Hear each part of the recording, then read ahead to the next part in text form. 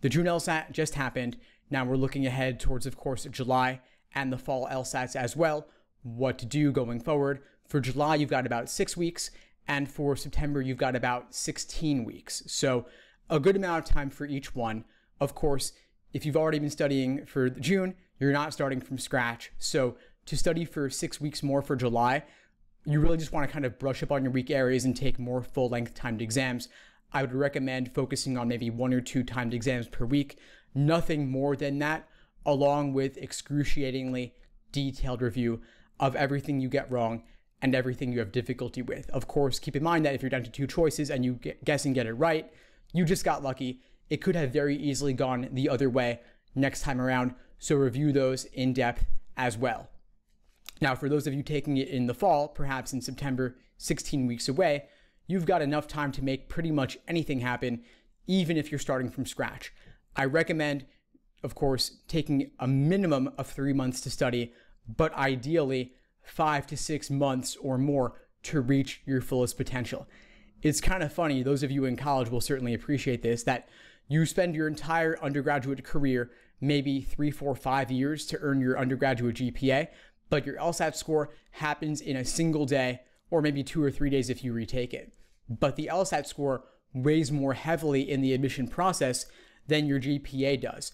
So it really is worth taking the time to invest yourself in the study process. I recommend a 5-pronged approach to LSAT prep. I call it the laser focus approach,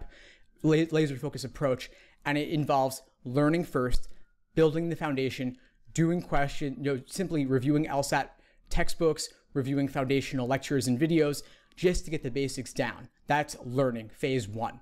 Phase 2 is accuracy, doing questions untimed by type to build your foundation. Give yourself a chance to do it slow and thoroughly to really understand the problems before you introduce timing. So accuracy was phase 2. Phase 3 is sections, doing individual, full-length, timed 35-minute sections. So 1 entire game section, 1 entire reading comp section, 1 entire logical reasoning section, nothing more than that, just the 4 games in a set or the 4 passages in a set and so on, just to get a sense of your rhythm as you work through the section. You might want to do games questions in a certain order or logical reasoning in a certain order. For logical reasoning, I'll often skip a few and come back to them later, but whatever works for you.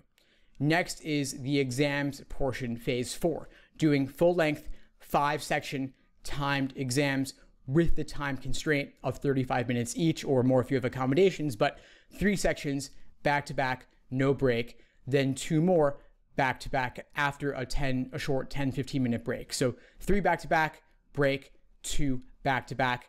The writing sample going forward is going to be from home or wherever you want to do it. It will not be at the test center, but the endurance of doing 5 sections in one sitting is a lot. It's something to get used to. It's an entirely separate phase of prep for this reason. Then the final phase, phase 5, is the review process. Engaging in super detailed review of everything you get wrong and have difficulty with, as I discussed previously, extremely important. Now, again, July LSAT, 6 weeks away, just a timed exam or 2 per week, plus brushing up on weak areas, whatever it may be, drilling questions by type, doing individual passages on topics that give you trouble or certain logic games questions that give you trouble. It'll be different for everybody, but for the fall LSATs, you can pretty much treat it as if you're starting your LSAT prep from the beginning or close to it. Take it slow and steady.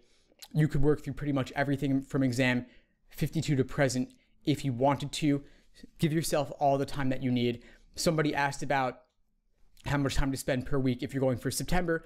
I do recommend ideally 20 to 25 hours per week, but of course it'll vary based on your situation. So those of you who are working or are taking summer classes, you're in school, maybe you want to do 2 to 3 hours a few days a week, and then 5 to 6 hours per day on the weekends.